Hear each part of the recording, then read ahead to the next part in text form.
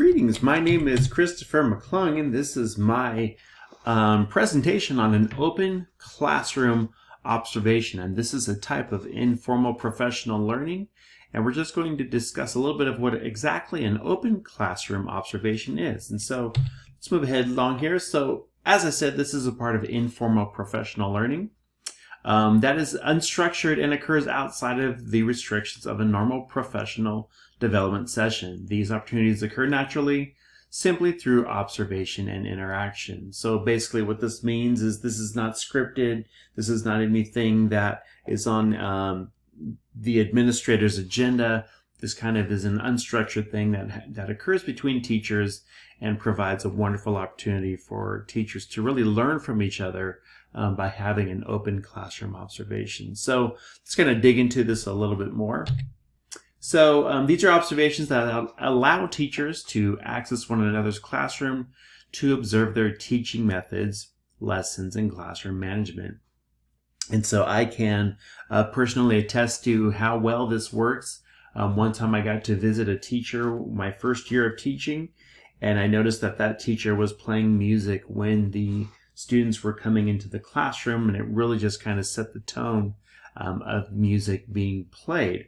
And since I was an animation instructor and a video game design instructor, I heavily relied on music to really set the tone for what my students were going to engage in that day. So for example, if we were talking about the history of animation and we were talking about the 1920s or whatnot, and that era of, black and white cartoons first emerging, I might play some big band music or some swing music as students are walking in. So really just kind of sets the tone for what that was going to be. So I kind of want to go over like exactly what is an open classroom observation, and just kind of the process of how we can do that. And first, before we do that, we need to first set some ground rules for what an open classroom observation should be. And again, this is not necessarily mandated from the administrator. This is not anything that is structured that has to happen on a regular basis. And it definitely doesn't even have we need to go over CSTPs or coaching or look for, standards and stuff. This is an unscripted, unstructured observation. So here are 5 ground rules that should be followed. So first one is to create a universal sign. And so what this means is simply that a teacher can put up either a Bitmoji on their door or just leave the door open, just some sort of sign so that the other teachers know it's okay to enter that classroom and observe that teacher teaching. Again, because you want to make sure that this is okay for the teachers that are partaking in this. And again, just really having some sort of universal sign, or maybe it is as simple as a teacher peeks their head in and the teacher who's about to be observed gives a thumbs up and says, it's okay to come in. Second one is to keep it short.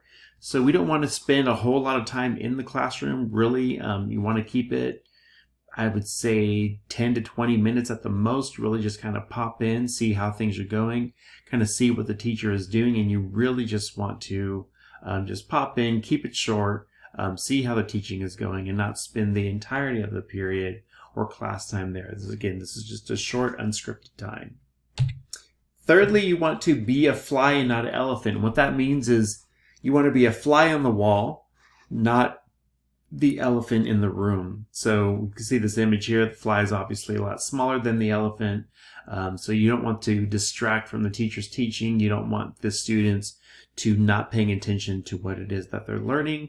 You really just want to be that tiny little fly on the wall who's just kind of standing by, observing and giving the attention to the teacher teaching, but you're also observing what that teacher is doing. And number 4, you might set a day for when this is appropriate to enter the teacher's classroom, whether that be Monday, Tuesday, Wednesday, Thursday, or Friday. I know most teachers probably don't like to do them on Fridays because a lot of them might do tests or have other things going on. Maybe a Tuesday or Wednesday would work better for your site. And so this is just to set a day where it's okay for teachers to observe one another on their prep periods or whatnot.